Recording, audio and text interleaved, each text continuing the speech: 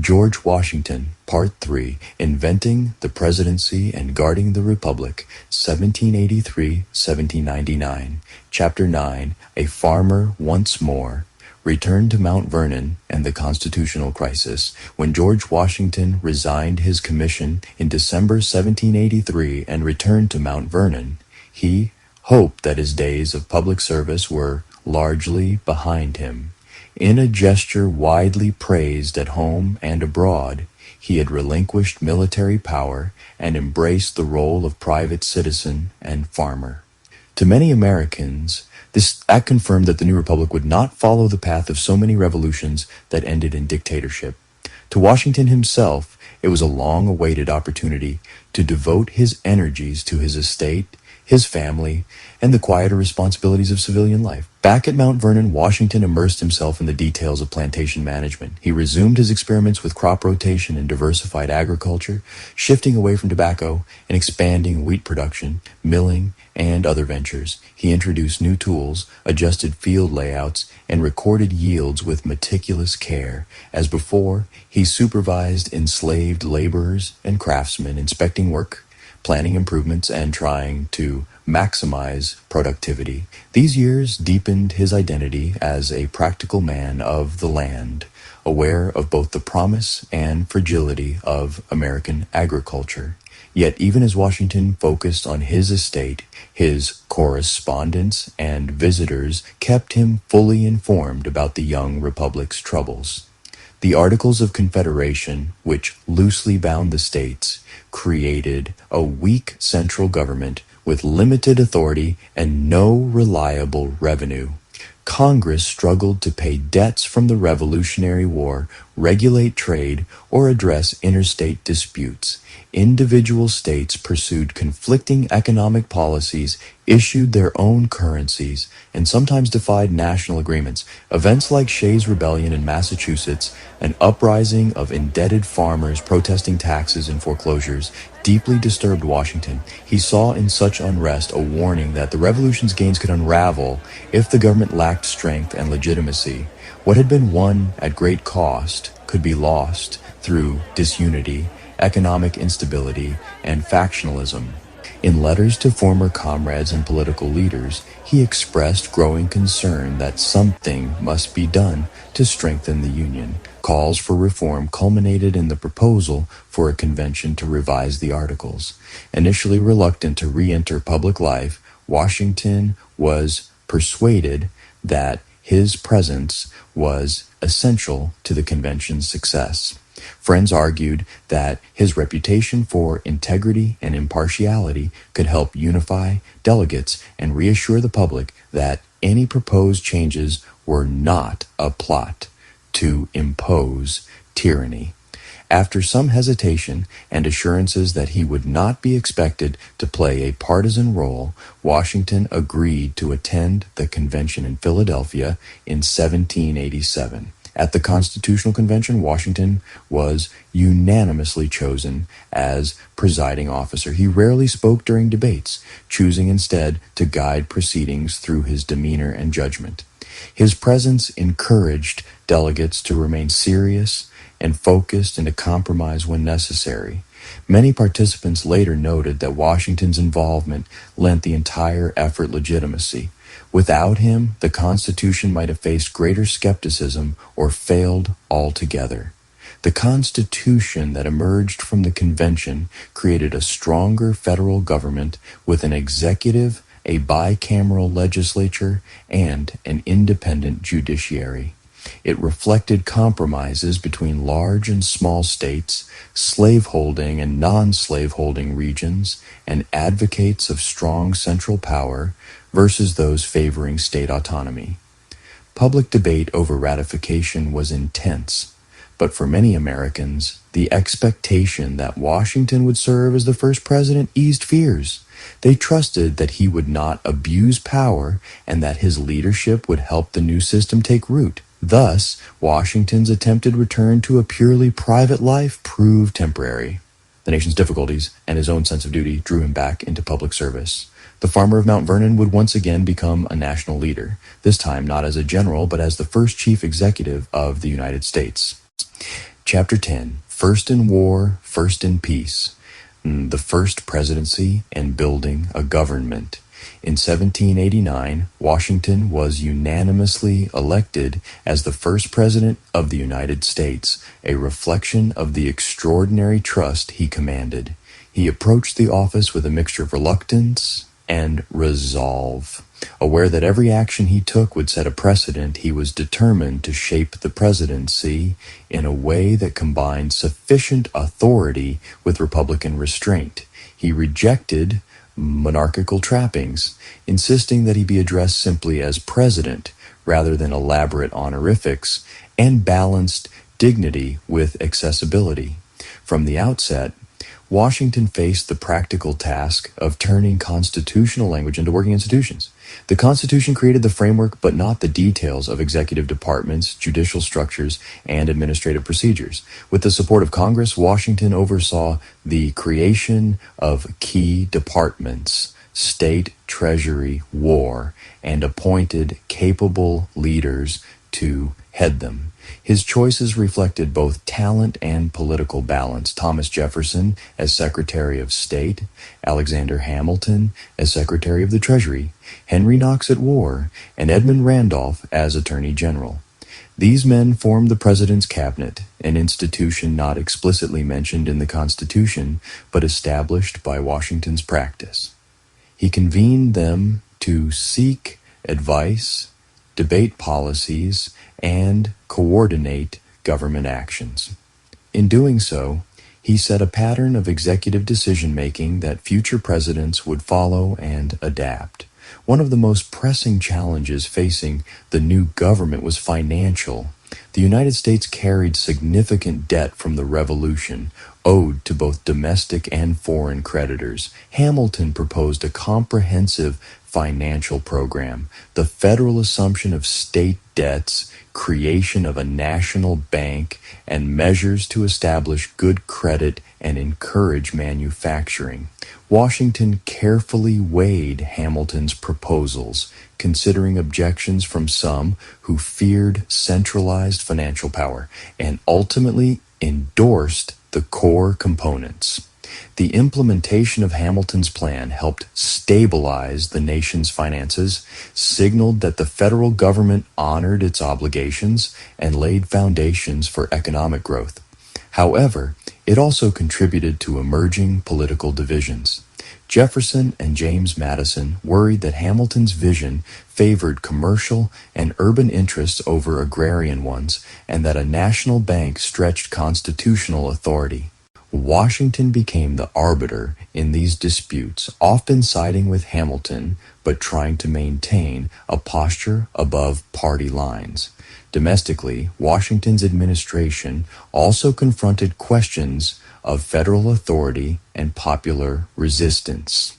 The most significant early test was the Whiskey Rebellion of 1794, in which farmers in western Pennsylvania protested a federal excise tax on distilled spirits. Many saw the tax as unfair and reminiscent of British policies they had opposed before the Revolution. As protests escalated into intimidation and violence against tax collectors, Washington decided that the new government must assert its right to enforce laws. Invoking the Militia Act, he called up a force of state militia and, in a powerful symbolic gesture, personally reviewed the troops as they marched west, although he did not lead them into the field. The show of force, combined with efforts at negotiation, dispersed the rebellion with little bloodshed.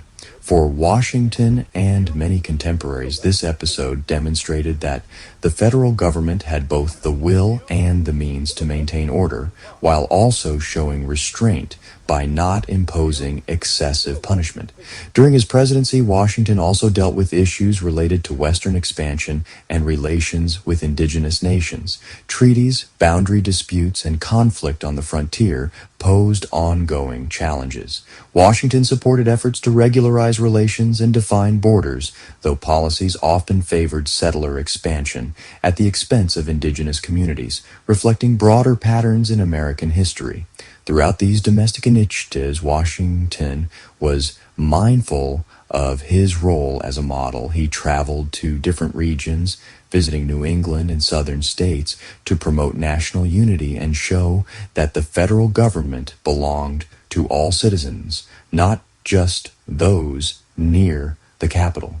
His demeanor, formal but approachable, reserved yet attentive, helped imbue the presidency with an aura of stability and impartiality. By the mid-1790s, the basic structures of the U.S. government were in place, and Washington's leadership had provided continuity and legitimacy. Yet new challenges, particularly in foreign policy and partisan politics, tested his vision of a unified republic. Chapter 11. Neutral Paths and Partisan Storms. Foreign Policy, Parties, and Farewell. Foreign policy loomed large during Washington's presidency. The French Revolution, which began as a quest for liberty and reform, soon plunged Europe into war. Britain and France, the two great powers that had shaped American colonial history, now clashed again. Their conflict put immense pressure on the United States, whose economy and security were intertwined with transatlantic trade. Many Americans initially sympathized with revolutionary France, seeing parallels with their own struggle for independence. Others worried about the excesses and violence of the French Revolution and favored closer ties with Britain. Washington's challenge was to navigate these passions while protecting American interests and avoiding entanglement in European wars. In 1793, Washington issued a proclamation of neutrality, declaring that the United States would remain impartial in the conflict between France and its enemies. He believed that the young nation was too fragile to risk war, and that preserving peace was essential for consolidating independence and economic development.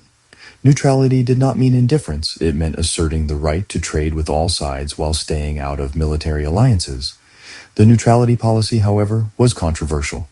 French envoy Edmond Charles Genet, Citizen Genet, attempted to enlist American support and privateers for the French cause, appealing directly to public opinion and bypassing the administration.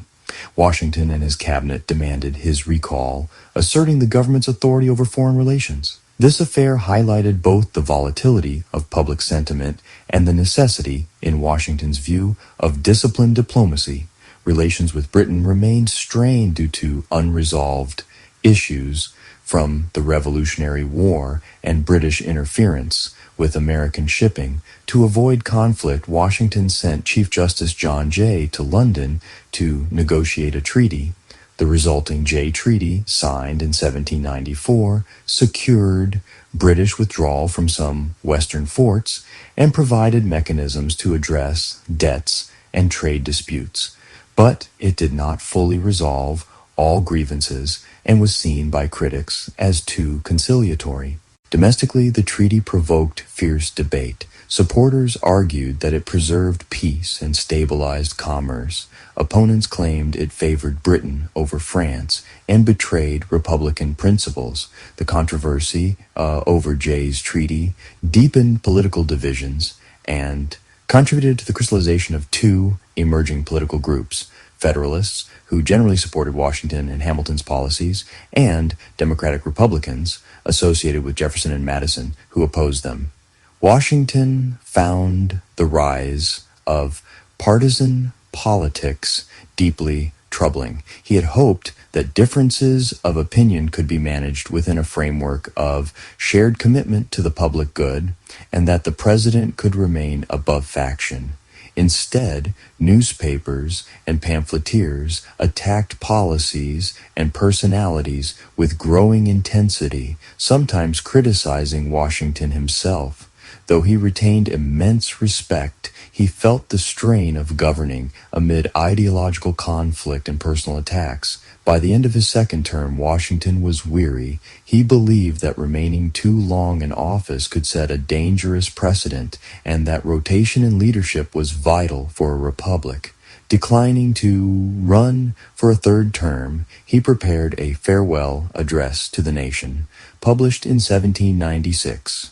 In this document, Washington offered reflections and warnings. He urged Americans to cherish the Union, cautioning against sectional divisions between North and South or East and West. He warned that political parties, while perhaps inevitable, could become potent engines for mischief if driven by ambition and regional or foreign influence. He advised against permanent alliances and entanglements in European affairs, advocating for a foreign policy based on independent judgment and temporary agreements suited to circumstances. The farewell address was not merely a personal valedictory.